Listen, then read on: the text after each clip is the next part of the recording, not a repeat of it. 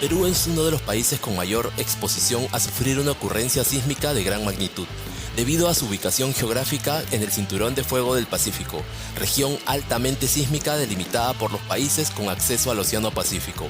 Frente a esta realidad, existe una población de nuestro país con un alto riesgo de que su integridad y sus pertenencias sean afectadas debido a la vulnerabilidad estructural de sus viviendas frente a sismos.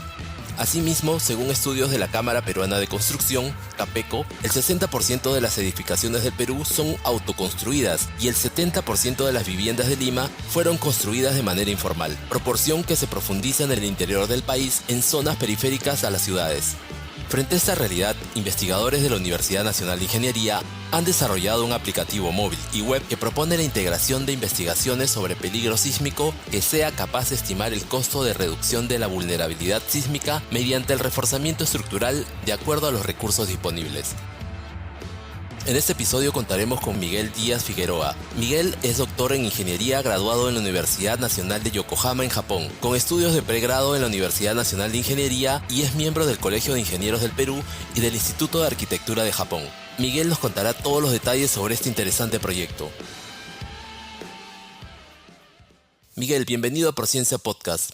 Gracias, Ismael. Gracias por la oportunidad de compartir el proyecto que con tanto cariño hemos realizado para toda la comunidad científica y sobre todo para la población, para la protección de sus viviendas y sus pertenencias. Para comenzar, coméntanos cómo surgió la idea para desarrollar este proyecto y cuál fue el problema que buscaron resolver. Mira, hace años, yo llego del doctorado del 2013, justo durante esas épocas en el CISMIT, el Centro Peruano Japonés de Investigaciones Sísmicas y Mitigación de Desastres, se estaba elaborando una propuesta para evaluar, diagnosticar la vulnerabilidad de las viviendas. Como son tantas viviendas de albañilería que son vulnerables, entonces se estaba proponiendo tres niveles de evaluación o diagnóstico, del más simple al más eh, complejo. Por supuesto, el más complejo necesita mayores recursos, dinero y tiempo, sobre todo las campañas de campo. Entonces, dentro de estas propuestas, comenzamos a pensar los investigadores de SISMIT y bueno, elaboramos la propuesta, se envió para una suscripción de un convenio. Desafortunadamente no cambiaron de ministro y no se pudo eh, desarrollar por completo este proyecto. Solamente pudimos realizar las campañas de campo, pero nos quedamos con esa espina. Por otro lado, durante esas épocas estaban con la novedad del bono de reforzamiento para las viviendas más vulnerables. Entonces, uno de los periodistas de un diario viene a identificar o buscar algún investigador que pueda colaborar con su reportaje. Me invitaron, entonces nos fuimos a los lugares de estudio en ese momento y donde se estaba desarrollando esta implementación del bono de reforzamiento. Y cuando llegamos, conversamos con los pobladores, conversamos con, con otros actores, entonces era evidente que estos bonos mm, no habían sido adjudicados de manera eficiente, porque en ese momento la adjudicación de esos bonos se daba por la ubicación donde estaban, es decir, si estaba en un suelo malo, producto de un estudio de microzonificación, se le daba, pero no contemplaba el estudio diagnóstico de la estructura de la vivienda.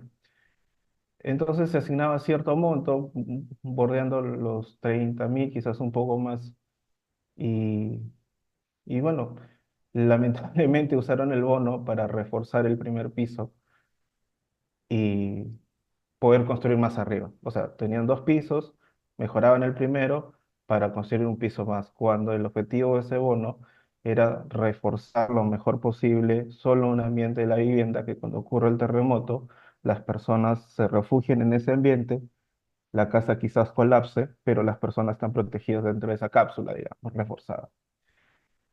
Por otro lado, también usaron ese dinero para mejoras en acabados que no suman a la reducción de la vulnerabilidad.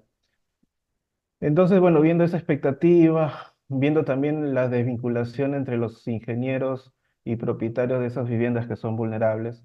Los propietarios tienen miedo a preguntarle a los ingenieros por los servicios de evaluación y reforzamiento de las viviendas, y también los ingenieros lamentablemente se preparan más para atender las obras de, entre comillas, mayor importancia, y no atienden estas viviendas de ladrillos, ¿no? De albañilería. Entonces, viendo esa desvinculación, viendo lo del bono de reforzamiento, la cantidad de viviendas informales que hay, eh, y sobre todo el silencio sísmico, ¿no? Nosotros hemos tenido proyectos con el gobierno japonés, en un proyecto que se desarrolló entre el 2010 y 2015, donde se pudo estudiar el escenario sísmico para este gran terremoto, el que probablemente ocurra en los próximos años, similar al de 1746. Es un escenario muy catastrófico. Por ejemplo, en esa época se determinó, o bueno, se estimó que el terremoto más probable está entre 8,5 y 8,9 de magnitud. Es un terremoto bastante fuerte. Eh, También estamos haciendo otro proyecto con el gobierno Ujú. japonés actualmente para la implementación de un sistema experto que justamente ayude a integrar toda la información que se pueda tener después de un terremoto para poder tener una mejor toma de decisión frente a la emergencia.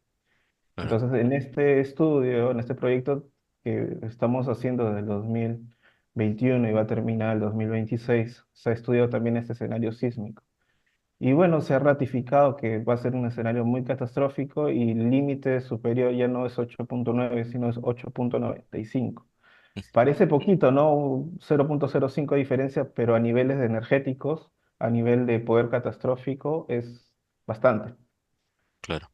Entonces, confirmado este escenario muy devastador, sumándole la informalidad que hay, en esa época, ya casi, bueno, ya 10 años atrás, habían viviendas informales, muchas. El primer piso usualmente es de un ladrillo fuerte, que no necesariamente es industrial, puede ser un ladrillo artesanal sólido, y los otros pisos superiores, los maestros de obras, al pensar que deben darle menos peso a la estructura, colocan ladrillos pandereta. Ujú. Cuando la gravedad es la condición mínima a soportar, realmente el diseño debe ser frente al terremoto, en estas zonas especialmente sísmicas. Claro. Entonces esos ladrillos pandereta no soportan mucha deformación lateral y colapso. Ujú. Y eso es hace 10 años, donde ya se había identificado, estaba marcado claramente. Y en los últimos 10 años, quizás 8 años, lo que ya está masificándose es la instalación de paneles metálicos o de elementos metálicos con cerramiento de muros secos, de paneles secos, que no lo hace un maestro de obra, termina siendo un cerrajero el mismo que te hace una puerta, una ventana, con malas conexiones. Entonces, si por sí ya teníamos un primer piso medianamente bueno, dos pisos malos, y eso le sumamos dos pisos muy malos, entonces la informalidad no solo ha crecido, sino también la vulnerabilidad. Entonces Claro. eso es lo que nos ha impulsado. O sea, bueno, y está bien, quieres crecer en altura, entonces toma las medidas del caso. Entonces pensamos en desarrollar una aplicación que no reemplaza al ingeniero, pero sirva como un primer triaje a las personas para tener la sensación, o más o menos ir pensando si el dinero les va a alcanzar. Ujú. Porque ciertamente hay viviendas que son ah, informales, muy vulnerables, y que saldría más barato demoler y construir una nueva bien hecha. Entonces, Claro. ahí va orientado, ¿no? Analizar la viabilidad del reforzamiento en viviendas, sobre todo informales. ¿Podría también analizarse viviendas que son construidas ingenierilmente? Sí, también lo hemos hecho. Ujú. Esa es la motivación que tenemos, Ismael. Claro, aparte del riesgo, en estas viviendas informales también están las casonas construidas con materiales tradicionales como quincha y adobe. En la ciudad que existen muchos edificios históricos y también iglesias que podrían representar un riesgo. Claro. Bueno, sí, es importante que menciones esto porque, bueno, el país siempre ha sido sísmico, pero se introdujo los diseños sismorresistentes a raíz del terremoto de Guara de 1970, que recientemente se ha conmemorado este 31 de mayo.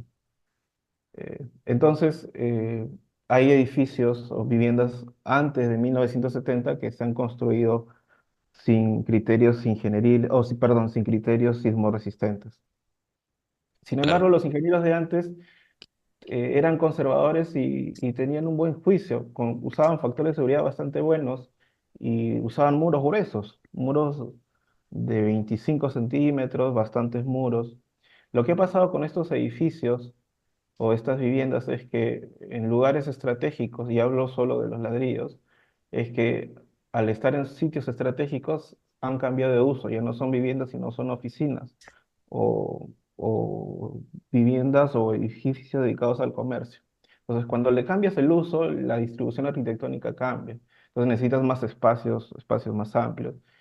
Y bueno, comienzas a demoler muros, muros que servían. Entonces, esta aplicación web que hemos hecho también serviría en el caso de evaluar un eventual cambio de uso, qué tanto se reforzaría. También podría servir para analizar si queremos crecer un piso más. claro. Bien.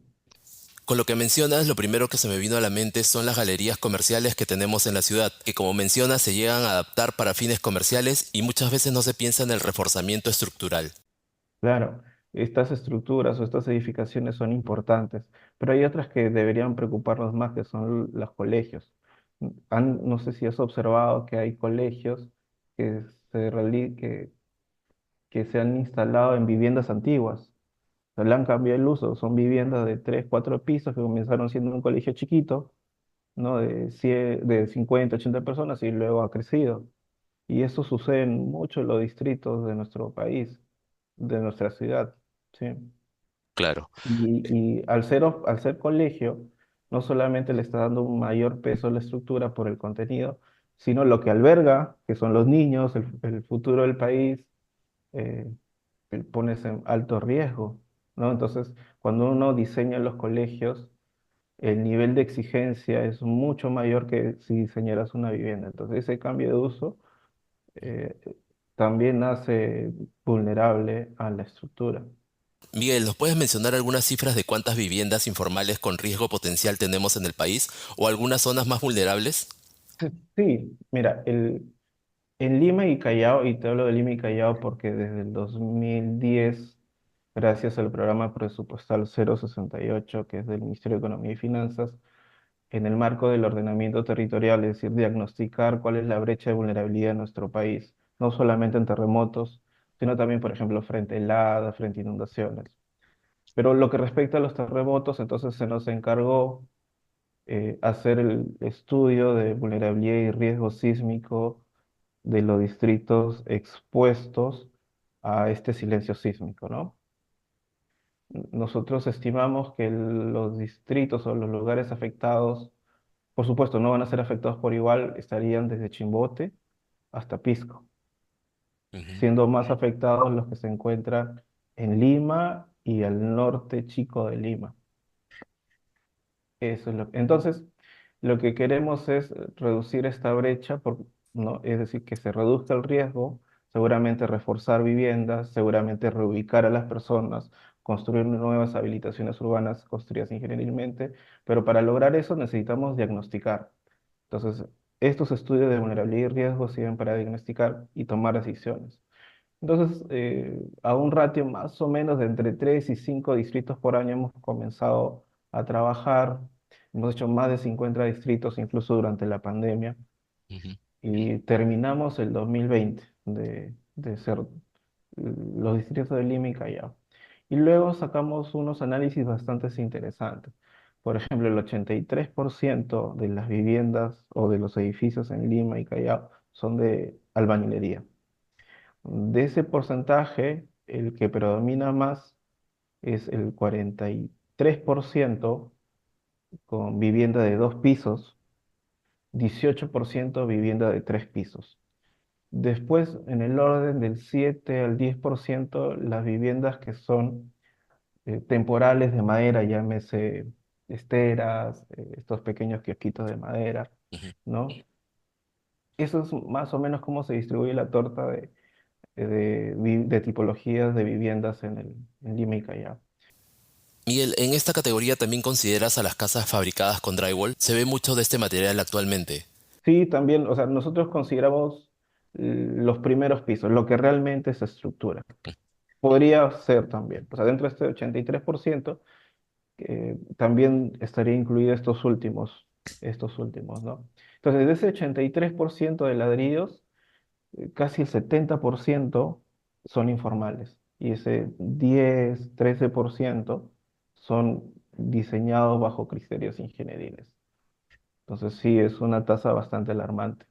Ujú. En la mayoría de casos, o las viviendas más antiguas, que son las más consolidadas, ¿no? Digamos, asentamientos humanos que fueron construyéndose en el tiempo, nos hemos dado cuenta que sí, los maestros de obra de antes eran mucho más conservadores que los maestros de ahora jóvenes. Miguel, ¿tú crees que ese descuido de los maestros de obra jóvenes se deba al silencio sísmico? Al no haber vivido un terremoto fuerte, pueden pensar que no llegará a pasar. Yo creo que es eso. Yo creo que es eso, no han saboreado un terremoto, como decimos. Y bueno, no solamente es eso, sino hay tanta necesidad que hay pues empresarios inescrupulosos, ¿no? No solamente los maestros que lamentablemente por su ignorancia eh, te construyen así, sino hay gente que te vende, que te fabrica ladrillos de pésima calidad, ¿no? Y eso es y la necesidad de vivienda pues ha crecido tremendamente, especialmente si miramos las laderas de los cerros. Si miramos las laderas de los cerros, digamos, en los últimos 20 años, las laderas que han estado desocupadas, ves pues que hay una tasa de que siguen creciendo, se van hasta la punta. Y son zonas que donde no deberían construir. Por ejemplo, acá atrás del SISMIT, de la Universidad Nacional de Ingeniería, nosotros estamos cerca del metro de la UNI. Ustedes ven atrás cómo poco a poco van aumentándose las viviendas, es más, las lotizan, y eso es claramente traficante de terreno. Sí, el tráfico de terrenos es un problema creciente, el cual las autoridades deben prestar mayor atención. Sí, sí, sí.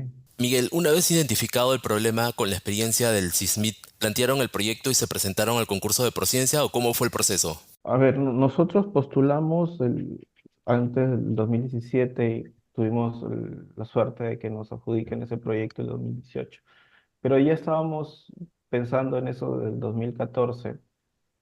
No conocíamos, o bueno, no teníamos tanta información de cómo aplicar. Es más, Prociencia fue antes Fondesit, fue Fincit, o sea, hubo también una evolución de esto. Entonces, ya en los últimos años, Prociencia, Fondesit y Concitec tuvieron una mayor difusión. Entonces, es ahí que comenzamos, enterados de esto, comenzamos a aplicar. Entonces, la inexperiencia en su momento nos hizo que no completáramos los formatos, porque algunos de los investigadores de mucha experiencia habían pecado de no registrar su Regina en ese momento. Entonces nos descalificaron por eso. Y bueno, no habíamos seguido las bases. Y ya luego con mucho mayor experiencia, habíamos tenido una carta o un documento de retroalimentación, mejoramos la propuesta y bueno, afortunadamente pudimos eh, comenzar el proyecto de 2018. Comenzamos el proyecto en 2018, 19, queríamos terminar, hubo una para administrativa, por razones pues de una universidad pública, las partidas no declaradas, pero en fin, vamos a reactivar, comenzó la pandemia. Nosotros ya habíamos tenido el fondo para construir, construimos los especímenes, es un tiempo importante que hay que esperar, construir los especímenes y esperar que sequen los materiales frescos y luego comenzamos a ensayar durante la pandemia, pero ya con el proyecto paralizado. Luego hubo acercamientos con funcionarios de Sensico con los que también tenemos otros proyectos como Universidad y SISMIT. Comentamos por qué no sale esto, luego nos juntamos no tuvimos conversaciones con otras universidades públicas, también me ha pasado esto, entonces ya esto sirvió para que hiciéramos sinergia y también los funcionarios de Fondesit en ese momento nos pudieran ayudar a impulsar esto. Entonces hubo un primer intento de retomar, lamentablemente no lo hicimos, pero ya el 2022 ya fue más serio. También ya la pandemia ya casi había desaparecido y retomamos con fuerza. Ujú. con fuerza los tesistas, uno ya no era tesista, ya era ingeniero, ya se había sustentado su tesis, habíamos aprendido bastante también en todo este tiempo y pudimos, de lo que prometimos, pudimos hacer más cosas. Ujú. Y eso lo aplicamos a este algoritmo y finalmente este servicio o aplicación web. Miguel, cuéntanos un poco cómo fue el proceso de recolección de información. Tengo entendido que visitaron varios distritos de la capital. Debe haber sido una tarea demandante. Cuéntanos cómo fue este proceso de recolección de datos. Y gracias por tu pregunta. Y esto me da mucho gusto de contestar porque fue un trabajo de hormiga que no solamente lo hicimos el equipo de esta investigación, sino en general muchísimas personas. Como te dije, salimos a campo en este 2010 y precisamente cuando uno va a visitar la ciudad de Lima, especialmente las zonas más vulnerables, no es visitar los centros pues donde hay serenazgo. Entonces nos cruzábamos con todo tipo de personajes, entre pandilleros, personas que estaban intoxicadas, personas que pensaban pues que nosotros éramos el equipo Terna y íbamos a hacer ¿no? Nuestra Esta intervención. intervención. Entonces, yo tengo colegas, amigos míos que han sido correteados con pistola, han sido correteados con machete, les han aventado botellas de vidrio. Entonces, ha sido un tiempo de bastante aprendizaje, no solamente de cómo son las estructuras, sino cómo es el peruano, cómo somos, cómo son nuestros compatriotas, ¿no? Y poder entender por qué construyen así, por qué viven así. Eh, Desde el otro punto de vista, por ejemplo, personas muy religiosas que en mi casa no le va a pasar nada porque Dios me va a proteger, ¿sí? Otro caso de un colega, un amigo que no se dio cuenta que tenía una fobia a las gallinas o a las palomas, que entró a una casa y estaba rodeado de un corral y no sabía por qué sentía un miedo tan grande y luego se fue a ver y tenía, no recuerdo el término, pero tenía una Ajá, fobia a las aves. claro. Entonces fue bastante interesante. Y en la última etapa también del COVID y dejamos los zonas más picantes para el último, como el Callao, que también nosotros íbamos en vehículos o caminando y no sé cómo terminábamos pues en las zonas ahí donde entran los bravos o poquísimas personas, ¿no? Y ahora cómo salgo de acá. Entonces, sí, bastantes anécdotas, nos sirvió bastante porque si no tuviésemos esos datos, si no hubiésemos hecho esa campaña de campo, estaríamos hablando cosas que rescato de este proyecto, que hemos usado datos reales, datos experimentales, hemos hecho levantamientos, porque usualmente los proyectos de este tipo, como uno quiere hacer una estimación, usa casos que se parecen, no necesariamente los nuestros. Casos, por ejemplo, tal vez de Ecuador, de Colombia. Por ahí algunos profesionales más atrevidos quieren sacar o asemejar los resultados de estructuras de Estados Unidos o de Japón y las quieren traer acá y no, pues no va. Entonces, nos ha costado tiempo, estos insumos que hemos usado para modelar, para hacer todo lo que hemos hecho, son bastante valiosos. Sí, imagino que no es prudente tomar como referencia la información de otros países. La información de los suelos o características geográficas son diferentes. Sin hablar de la forma de construcción, por poner un ejemplo, en Japón, al contar con actividad sísmica constante, toman en cuenta estos factores a la hora de construir, y aún así siempre hay accidentes durante los sismos. No, y la misma idiosincrasia de nuestros compatriotas, cómo son, por qué no construyen así. Por ejemplo, nosotros durante las campañas de campo eran viviendas muy vulnerables, que, ¿no? Pero estaba el cariño de la gente. Un vasito de agua, un vasito de limonada, nosotros en los veranos yendo. Pero también habían otras familias, nosotros nos preguntábamos, personas pues entre 15 y 20 años que estaban a las 10 11 de la mañana en sus casas mirando televisión, una televisión de 55 60 pulgadas en un lugar así. ¿Por qué? ¿Cómo? ¿De dónde? Ahí hemos visto de todo, ¿no? Miguel, después de esta etapa complicada de levantamiento de datos, ¿cuál fue el siguiente paso? Imagino que se sentaron a armar los modelos. Cuéntanos un poco cómo fue esta etapa. Sí, y como te digo, el proyecto comienza en 2018, pero ya desde el 2010 Sysmith tenía una importante base de datos que sirvió como pilar para poder crear este proyecto. No se desarrolló en el marco de este proyecto este levantamiento. Sí hicimos un levantamiento complementario en zonas piloto. Entonces, durante esto, de esta base de datos, lo que hizo una de las investigadoras, que es la ingeniera Flores, hizo unas estadísticas para ver cuáles son las tipologías.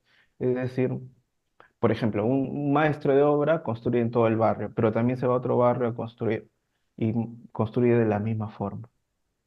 O tiene un aprendiz que se independiza y comienza a ser maestro y también. Entonces, son construcciones que se parecen, entonces hemos clasificado en 14 tipologías que son las más representativas del INMI Callao. Entonces comenzamos a saborear la información, a poder tener tipologías. Como ya teníamos experimentos en paralelo y ya lo hicimos en el marco del proyecto, eh, comenzar a hacer el modelamiento. O sea, nosotros somos capaces de modelar de una manera bastante detallada los edificios y poder analizar el comportamiento sísmico y también qué reforzamiento necesita, ¿no? El tema es que esto lo hace un ingeniero altamente especializado, cosa que no tenemos lamentablemente en muchos de los casos. Y si lo tuviésemos, por esta desvinculación que te cuento, no atenderían a esas viviendas, estarían diseñando puentes, reservorios, estadios, entre otros. Entonces nos pusimos a empezar, ¿qué necesitamos? Realmente el que tiene que hacer este primer viaje es el propietario, un maestro, alguien que esté interesado en poder reforzarlo, ¿no? Entonces, y esa persona va a necesitar menos información de lo que un ingeniero de repente necesita. Pero de repente un ingeniero quiere usar el programa, entonces hicimos con diferentes niveles de información. Entonces, mientras más información coloquemos a la aplicación web, más aproximado va a ser el resultado. Entonces, tenemos de varios niveles. Incluso en la aplicación está quién llena el formulario, lo llena un maestro de obra o lo llena un profesional de la construcción. Entonces, eso fue el siguiente paso, el modelamiento. Hicimos muchísimos modelamientos para poder calibrar los algoritmos y al final, analizamos 4 métodos y viendo cuál eran las ventajas y desventajas en el llenado y resultado, vimos que un método de un índice absoluto, eh, ¿no? Ajustado era bastante importante. Entonces lo que hicimos fue normalizar cosas que podríamos hablar con más detalle en otro podcast, pero llegamos a este algoritmo que era un equilibrio entre los modelos bien sofisticados y los modelos simples, que da bastante buenos resultados reduciendo la incertidumbre por no contar con otros parámetros para el modelamiento. Terminamos, luego regresó un estudiante del CIMI y regresó ya con su maestría, se había especializado en computación de alto rendimiento. Antes de la pandemia habíamos integrado un doctorando de la universidad, me parece, en Nueva York, pero perdimos contacto con él durante la pandemia, espero esté bien. Eh, entonces, este máster, ahora maestro, que regresó de Japón, sumó bastante el equipo, y nos ayudó a la programación y nos dijo, podemos hacer esto, podemos hacer lo otro. Y si eso sumando a los muchachos que también trabajamos en otros proyectos de inteligencia artificial, sistema experto, todos dieron su granito de arena, su aporte. Los profesores de más experiencia también, ellos realmente han sentido terremotos fuertes, han visto destrucciones. El terremoto más antiguo al que yo ocurrió fue el terremoto de Pisco del 2007. Ellos han presenciado el terremoto del 66, del 70, del 74. Entonces son gente que ha observado toda esta, no sé si evolución o involución de las viviendas de albañilería. Entonces, todo esto, el aporte de todas las personas que están en el proyecto y que no figuran en el proyecto ha servido para llegar a esto, ¿no?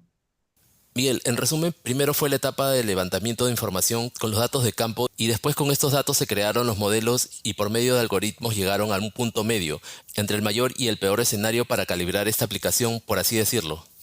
un punto de equilibrio de un modelo matemático o un algoritmo que te sirva para aproximar bastante a lo real. Ujú. ¿Ya? Y cuando hablo de real, esto real entre comillas, porque no vamos a ver hasta que venga el terremoto. No sabemos por dónde va a venir el terremoto, a la hora que va a venir el terremoto. Hay parámetros que aparentemente uno no subestima, pero en la hora que ocurre el terremoto, la temperatura de la vivienda, la cantidad de personas en el segundo o tercer piso, eso influye, ¿no? Eso influye bastante en la respuesta. Claro, porque una aproximación al escenario ideal lo da la aplicación, pero también existen otros factores que pueden determinar la resistencia de las viviendas, el peso de la carga en la estructura, el grado del sismo, la temperatura, entre otros. Se trata de reforzar y aproximarse al escenario ideal. Otro factor que se suma a eso. Para hacer simulaciones nosotros necesitamos registros sísmicos. Y los registros sísmicos, o los primeros registros sísmicos que se tienen son del finales de la década de 1940. Entonces, des- en ese rango, hasta la fecha no ocurrió un terremoto fuerte. No ha ocurrido. A veces podemos conversar con personas que han sufrido, han experimentado el terremoto de 1976, 74, 70. Si bien es cierto, hubo mucho daño, hubo muchos muertos, pero no se equipara al terremoto de 1746. Tampoco se equipararía al terremoto que estamos esperando. Bueno, y que estamos esperando, no digo que venga ya, pero los ciclos sísmicos son así. Miguel, al final lo que plantea el proyecto es tener una aplicación para el cálculo de la vulnerabilidad, el riesgo y la viabilidad de reforzamiento estructural en viviendas. ¿En qué entorno fue planteada esta aplicación? ¿Se puede usar en smartphones o solo es para computadoras? Cuando formulamos el proyecto, pensamos en los celulares. En ese momento, cerca de un 80% de los sistemas operativos que usaban los celulares era el Android, ¿no? Y bueno, que lo usan las personas también ¿no? De clase media para abajo, ¿no? Bueno, hay personas de clase alta también que usan el Android porque es muy flexible. Entonces queríamos darle ese aporte. Luego, durante la pandemia, subió exponencialmente, creció exponencialmente los servicios web, la nube, los diferentes lenguajes de programación, ¿no? Entonces pensamos en hacer un sistema o bueno, desarrollar de manera híbrida una aplicación que sirva para la web, que lo puedas mirar desde el celular. Entonces, Miguel, entonces se llegó a desarrollar una aplicación para computadoras, pero con características responsivas para que se adapte a los smartphones. sí. En cuanto a su uso, ¿quiénes pueden usar esta aplicación? ¿Está pensada para el uso del maestro de obra, arquitectos, ingenieros? ¿Cuál es el uso que se le daría?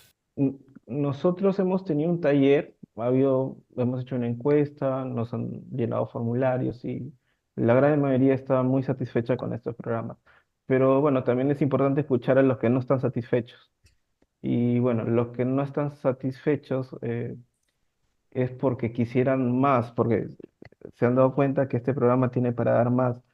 Sin embargo, el norte de nuestro servicio o aplicación web es que lo usen personas que no necesariamente son ingenieros. Como te comentaba, nosotros podemos hacer con esto que se ha desarrollado el análisis más sofisticado, pero, pero no podría hacerse por una persona no entrenada en estos modelamientos, ¿no? Miguel, entonces es ideal contar con esta aplicación para que un experto haga un diagnóstico, ¿o cómo es? No necesariamente una persona que haga bien las cosas, que lea los manuales que están, puede hacer este ejercicio. Por ejemplo, en mi caso, bueno, no solo en mi caso, sino en el caso los miembros de este equipo, hemos compartido con nuestros amigos, familiares que no son ingenieros. ¿Qué te parece esto? Sí, sí, está bien, es bien gráfico, bien didáctico. Entonces, nosotros creemos que mientras más eh, información o datos introduzcamos, se va a perder el beneficio de esta aplicación, ¿no? Entonces, ¿por qué? Porque si quisiéramos realmente saber exactamente lo que va a pasar, bueno, no podríamos porque hay demasiadas incertidumbres, como te digo, partiendo del terremoto. No sabemos qué terremoto va a venir. Es más, no tenemos ningún registro de un terremoto en el Perú superior a una magnitud de 8, ¿no? Sí. Miguel, la subvención con Prociencia ya terminó. ¿Cuáles son los siguientes pasos para el proyecto? ¿Piensan seguir potenciando esta aplicación? Cuéntanos un poco. No, ya, bueno, la aplicación ya pasamos la versión de prueba. Ahora ya estamos cerrando el proyecto, hemos cumplido los objetivos exitosamente. Lo que nos queda es, hay un grupo que se ha registrado para seguir trabajando y hacerle las mejoras antes de lanzarlo. Este sistema no solamente está pensado para albañilería. Hemos hecho albañilería porque representa más del 80%, pero también la metodología que se ha desarrollado puede servir para otros sistemas estructurales, edificios de madera, de concreto, de adobe. Pero por supuesto, necesitamos experimentar para poder entrenar los modelos y aplicar la misma metodología. Eh, sí, entonces lo que queremos es mejorar la aplicación web que tenemos y poder abrirla a, a que cualquier usuario pueda tenerla, pero necesitamos recursos porque lo que hemos hecho es un prototipo en nuestro servidor. Y nuestro servidor es un servidor humilde en comparación a otros servidores o a la nube. Entonces, lo que vamos a hacer ahora es mejorar este prototipo y tocar puertas principalmente a los ministerios, a la municipalidad, de repente aplicar a otro fondo de Concitec y para ya tener este servicio en la nube y que pueda ser usado masivamente. ¿Sí? Hemos dejado ahí algunas cosas que queremos seguir a continuación.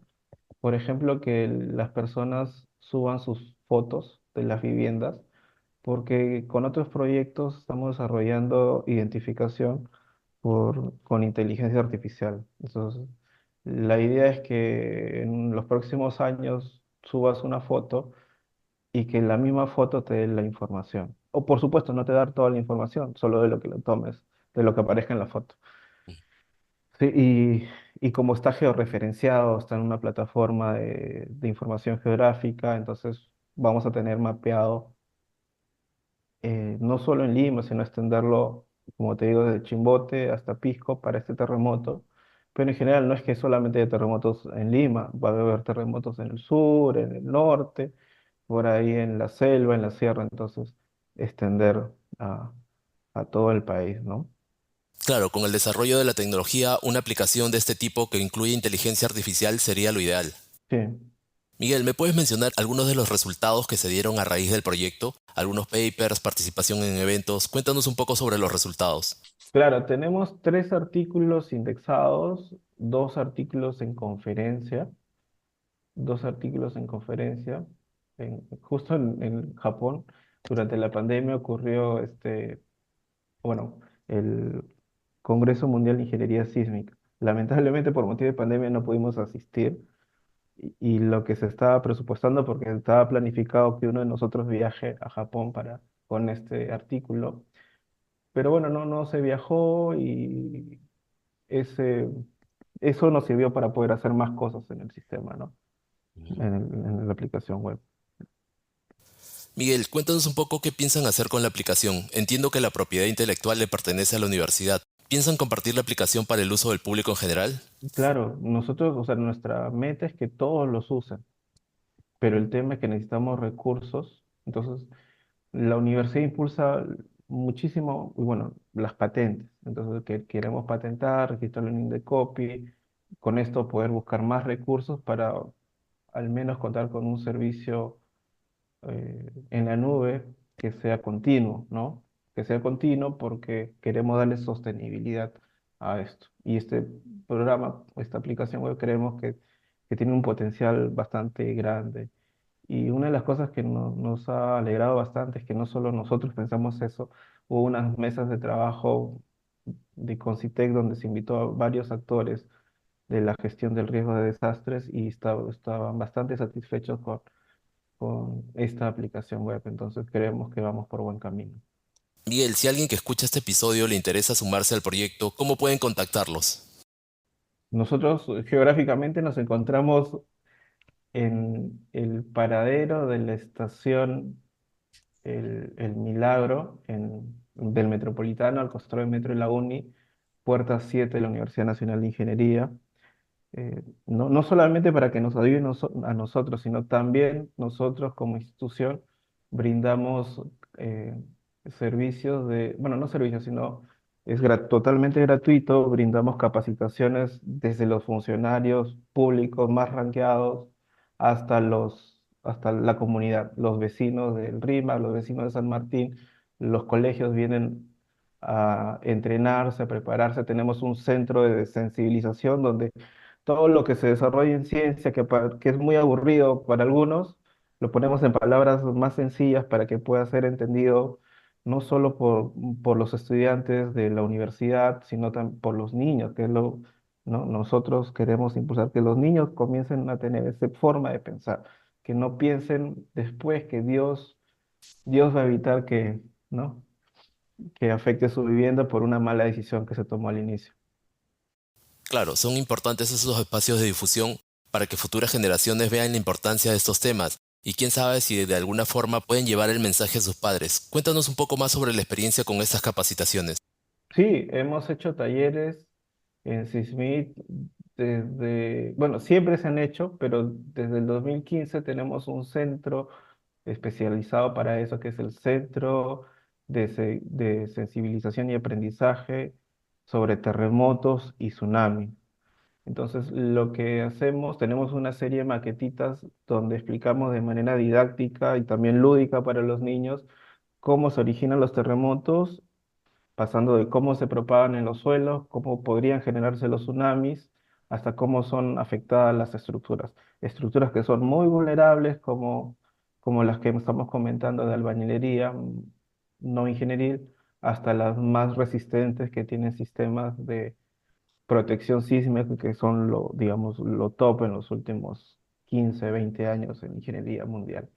Entonces, le mostramos todo esto para que ellos vean para que aprendan, le cuenten a sus amiguitos, a sus papás, a sus compañeros, entonces hagan un efecto multiplicador en toda la población. Eso es lo que pretendemos. Miguel, con el uso de esta aplicación es posible que los tomadores de decisiones puedan desarrollar políticas para frenar un poco esta informalidad que existe a la hora de construir las viviendas. O sea, la aplicación web no solamente te diagnostica, sino lo más importante es te calcula cuánto dinero necesitas para reforzar y si es viable reforzar, porque si tu vivienda, por ejemplo, necesita eh, el 80% de lo que vale para reforzar, mejor haces una nueva. Es como, por ejemplo, tienes un celular que te cuesta tanto y bueno, repararlo te cuesta 80, pero se te va a acabar en un año, entonces mejor te compras uno nuevo. Esa es la idea, ¿no? De tomar la mejor decisión. Miguel, para finalizar, a título personal, a través de tu experiencia, ¿qué tan importante es que instituciones como Prociencia, a través de sus concursos, brinden financiamiento para investigación científica en el país? Es muy sumamente importante porque usualmente con los fondos públicos atendemos lo más urgente, ¿no? Pero con estos fondos que concursables podemos probar cosas nuevas, ¿no? Por ejemplo, Concitec nos ayudó, bueno, con los fondos de Sensico nos ayudó a crear esta aplicación web, que si bien es cierto, este equipo lo hizo, pero ya estaba en mente de muchos investigadores del SISMIT y seguramente de la comunidad científica. Eh, Pudimos lograrlo. Por otro lado, tenemos otros proyectos. Gracias al gobierno japonés, tenemos un proyecto de 5 años. Estamos desarrollando un sistema experto para poder unificar la información ¿no? durante el terremoto y poder dar atención oportuna, ¿no?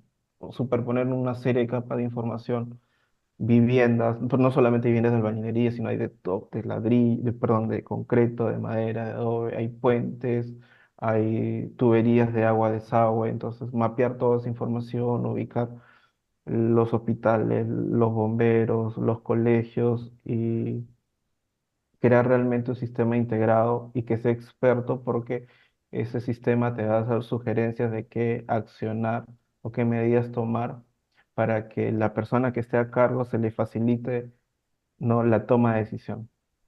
Y también no vamos a esperar hasta que ocurra el terremoto. Este sistema integrado experto lo que está haciendo es hacer simulaciones de diferentes eh, escenarios sísmicos. No es que el terremoto vaya a ocurrir en un lugar en específico. Podría ocurrir y hay una región donde podría ocurrir, pero no sabemos en qué punto. Entonces, dependiendo de si cambia el epicentro, la afectación podría cambiar, ¿no?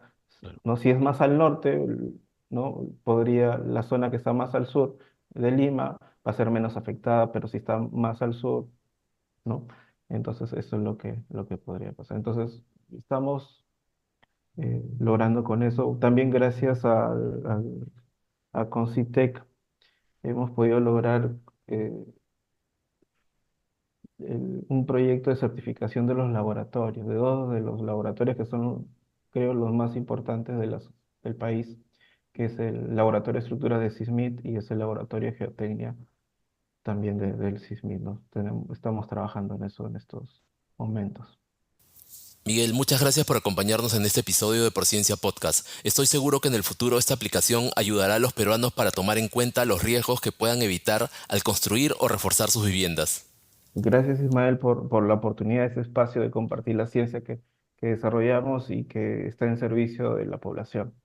Eso es lo más importante, para que en el próximo terremoto haya menos víctimas. Muchas gracias por acompañarnos en este episodio de Prociencia Podcast. Si te gustó el programa, compártelo con tus amigos o familiares y no te olvides de seguirnos en nuestras redes sociales como @ProcienciaPerú y en nuestra página web en www.prociencia.gov.pe. Si nos escuchas en Spotify, danos 5 estrellas para que podamos llegar con nuestro contenido a más usuarios. Una vez más, gracias por acompañarnos y sigamos impulsando el desarrollo de la ciencia y tecnología en el país.